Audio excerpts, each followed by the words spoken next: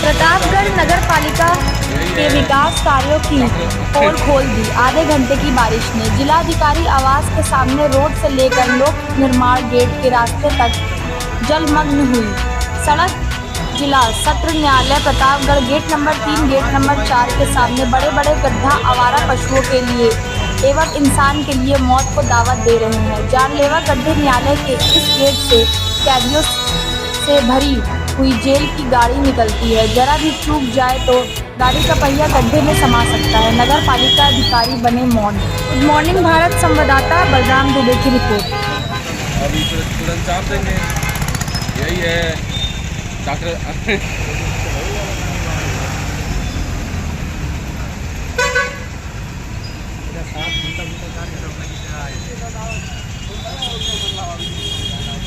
अरे साहब हमारी चपंजिया लेते आइए साहब, यही बगलिया। ड्राइवर हो जाती